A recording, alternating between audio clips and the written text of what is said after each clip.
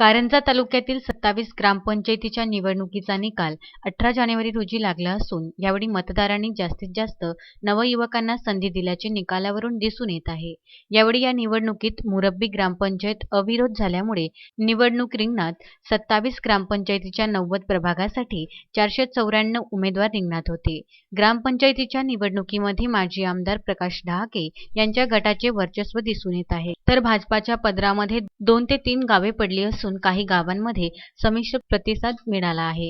येवता, शेवती, कोडी, शिवनगर, हिंगणवाडी, बेंबडा, खेरडा, मोहगव्हाण, कार्ली, पिंपळगाव, लाडेगाव, उंबरडा अशी 16 पेक्षाही जास्त ग्रामपंचायतीवर प्रकाश डहाके यांचे वर्चस्व दिसून येत आहे। यावेळी ग्रामपंचायतीच्या सर्व नवनिर्वाचित सदस्यांची गर्दी माजी आमदार प्रकाश डहाके यांच्या कृषी उत्पन्न बाजार समिती येथील कार्यालयात बघायला मिळाली। सर्व नवनिर्वाचित सदस्यांचे प्रकाश डहाके यांच्याकडून अभिनंदन करण्यात आले व पुढील वाटचालीसाठी शुभेच्छाही देण्यात आल्या।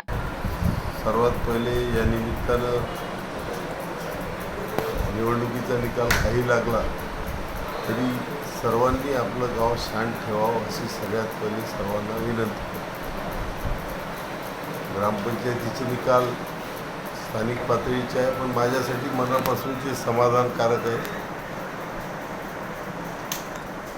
एखादी ग्रामपंचायत मेयासारखी जर सोडली अपवाद म्हणून, तर बहुतांश ग्रामपंचायती या आमच्याशी संबंधित पक्षावर तर निवडणुका नसतात, पण माझे जे सहकारी आहेत, संबंधित मित्र आहेत, त्यांच्या ग्रामपंचायती बहुतांश निवडून आल्या।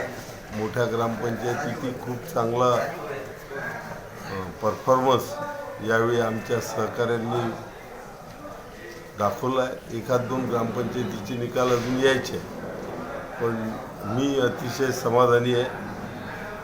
खूप चांगले निकाल ग्रामपंचायतीचे यावेळी आले। ग्रामपंचायतीच्या या निकालामुळे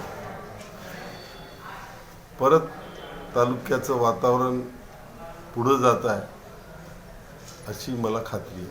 धन्यवाद। जय महाराष्ट्र। विदर्भ न्यूज करिता कारंजा येथून अक्षय लोटे यांचा हा वृत्तांत।